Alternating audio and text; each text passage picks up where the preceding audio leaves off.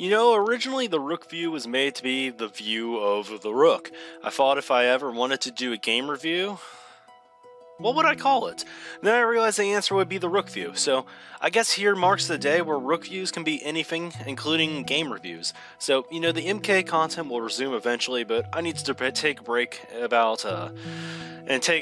and talk about things I kind of been wanting to talk about for a while that's like not MK. So I've always loved being a game critic, and I love talking about games, but I've never really had a great platform to discuss them on, so I still think I probably don't have a great platform to discuss them on, but this game is so good that I just want to do it anyway. So personally, I think judging games negatively is more fun and more worthwhile perhaps because it sparks a discussion that may need to be made, but I want to start positive on these videos, I guess. So Hollow Knight is the perfect game to do so. So I could do this by doing a full analysis on the game, but realistically your odds of watching it all are going to go down if I do that, and on top of this, I wouldn't want to do an analysis on this game to begin with, so I'm just going to stick to the key ideas, and this is what to expect with any game review I do. So unless I put analysis in the title or something crazy, you can expect just me to go over the good aspects of a game when I want to review them.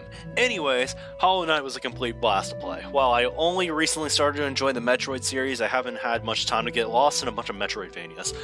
I don't have much time to enjoy new games, and even if I wanted to, I have to ignore a lot of games because limited time. However, I kept seeing this game coming up in discussions of great games of the recent years, and I loved the art style and it looked really fun, and eventually I couldn't ignore this one anymore, and I caved in. Today, I'm going to go over why you should do the same thing. So, why do people play Metroidvanias? If I were to come up with a list of reasons, it would probably focus on three things, which is like the exploration and gameplay, I guess, kind of combined there, as well as fun bosses and perhaps a story or lore.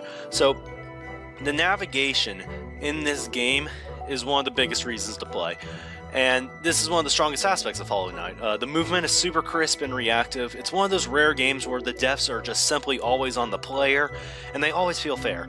Not once in my 70 hours playing did I feel like I got screwed over by the controls, and there's almost no lag on any of the movement actions, and the result is a game where, as cliche as it sounds, it feels like you can control the knight almost as well as you can control your own body. The game knows that the physics and controls are good too, and makes good challenges that take full advantage of having this great movement. I know most games control sufficiently well and are perfectly okay in this regard, but Hollow Knight definitely stood out to me in this aspect. So the challenge in this game feels perfect. The game can be quite difficult at times, but the game always properly prepares you for any challenge ahead, so the challenge always feels welcome.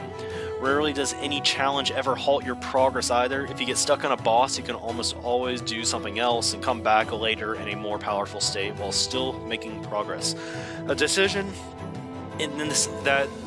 that's made in this game that I really like is how you eventually change your playstyles. I personally hate being taught things, and it feels like I won't ever pick up on things sometimes if I'm just being told what to do, and honestly I think it can even be human nature not to want to do things that we're ordered to do.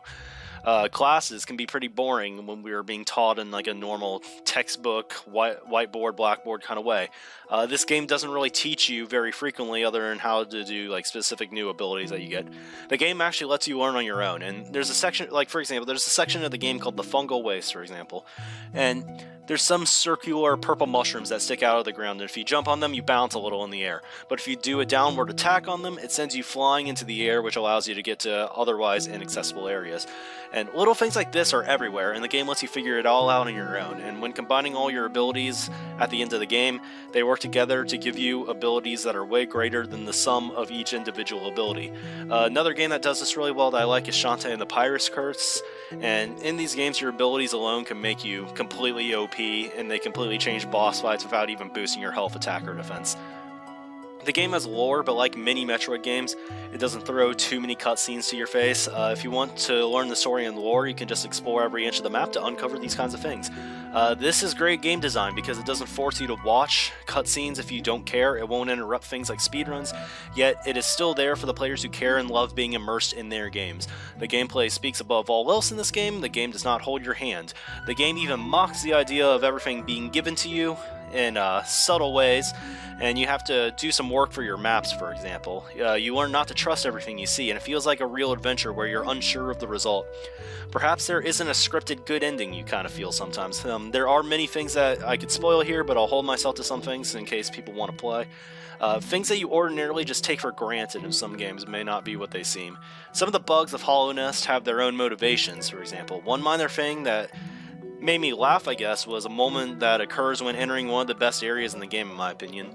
When I walked into a transitioning room to a new area, there's a block hanging from the ceiling, and as I approached, it looked like it shook a little.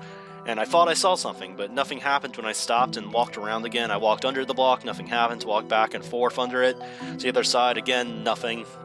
Then right as I'm about to leave the room, the block just flies down and traps me on the other side. And not until you gain new abilities that you can leave in the way that you came. There's a few cons to the game. Not many, but there's a few. And I guess my biggest criticisms would be some of the following. Money is too scarce in the beginning. It's called Geo in this game. It's possible that you lose all your Geo if you die a second time before killing your shade, which emerges whenever you die. You have to kill like a shade that looks like yourself. I think it's like Dark Souls. That's how you get your money back. Sometimes you can forget to kill your shade too, and as a result I would make it a top priority in the game if you die to go kill your shade before doing anything else. On top of this, the banking system late game is pretty much useless because it can't hold more than 5,000 Geo, and that's not very much late in the game. Benches, which are like respawn points, can be too spread out at times. Some of the hikes can be pretty long, and they eventually offer half a solution as DLC. You get this thing called the Dream Gate, which lets you warp to wherever you set it, but it's only half a solution because you can't go back and forth. You can only go one way, I guess. It's not the best solution, but you know, it's nice that they put it in the game. While bigger than Super Metroid, sometimes you go many hours without gaining any new ability, but on the bright side, there's usually always something to do, so this isn't much of a huge complaint. And honestly, I guess like a lot of people compliment the music in this game. I overall don't think it has too many memorable tracks. It's more of just an environmental background that isn't bad, but not great, I think.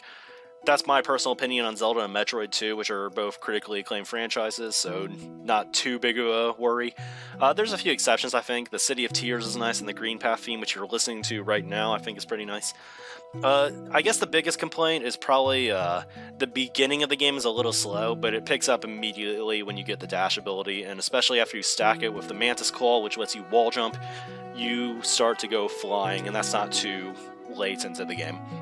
To me, I fell in love with this game starting with a boss called Hornet in Green Path. It is the first true challenge in the game, and she will probably kick your ass a few times.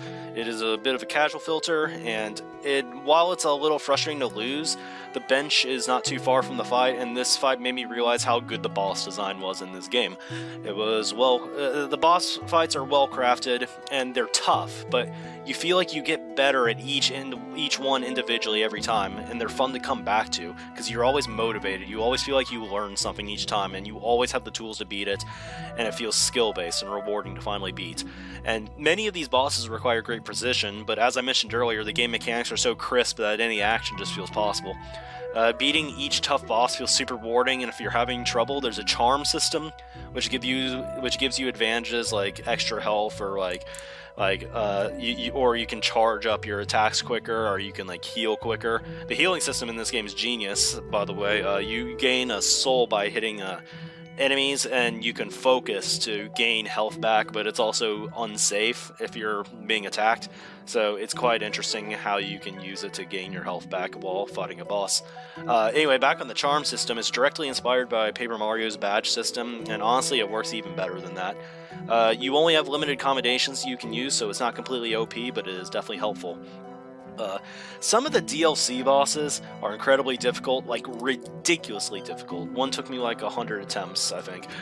They feel hopeless at first, but this game's weird. In many other games, I would just give up and move on, but this game is just so addictive that I wanted to learn each one and get better.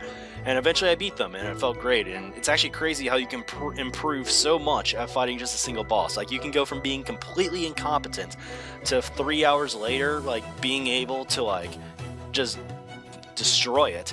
And essentially, I guess the game is different. It made me want to do things I would never want to do in other games, and I stuck around to eventually complete it at the full 112% with DLC, that is. And that was just out of my desire to play it more. Some of these challenges to get 112% are brutal too, but the game just makes you feel like nothing's impossible. It's unique in that way. And when playing this game, it made me kind of sad in a way, because it was great, but it makes me sad because of the industry at large. Like, there are so many giant budget games that just suck compared to this, and they just don't have polish and they're lazy, but their budget is so much more. Yet Team Cherry here clearly cared here and wanted to make an amazing game. Many bigger developers, I think, just see games as a product and just want to get them done and get them sold because they know that they're going to make a bunch of money off of it. And I don't know, a lot of times they can just be lazy. This game has amazing attention to detail. It's great. There's a great aesthetic. I love the coloring and lighting, and it's really unique in that way. And sometimes use of warmer colors are just seen as a plague or something bad. Like every time you hit an enemy, you see orange, even though the background's usually the cool colors. There's a great aesthetic and unbelievable use of sound to give you hints. The sound of when you solve a puzzle is just it's so great. It just makes you feel amazing when you find a hidden path. Not many rooms feel useless either, and each has a unique design for every room in the game, and a lot of care was clearly put in here. It's not lazy at all. There are many things that they just added to this game that did not even have to be here, but they did it anyway because they just wanted to make the game better. They even added a bunch of free DLC that adds even more to do, adds boss rematches, all that kind of stuff. Lots of minor aspects in this game are really nice and convenient. The game does not try to waste your time. It's fun to play the whole way through. It has almost no low points. It has polish. It has a good length. It's like Super Metroid, but controls way better and there's more to do. It's super hard to put down. Everything feels like a high point. Feels like a great value for $15. Absolutely no reason not to try. I almost feel like I ripped off Team Cherry in the end, and we'll probably find another way to have to support their projects in the future later because the game is just that fun. A lot of people will recommend games to you. I've done it a lot of times, but realistically, we all have everyday lives. It's hard to keep up with a backlog, I would know. Sometimes games are just so great, though, that you just need to let them skip the line, and trust me, I don't just let any game skip the line. I wouldn't just tell you to make this a priority, but this is one of those games where I would recommend it.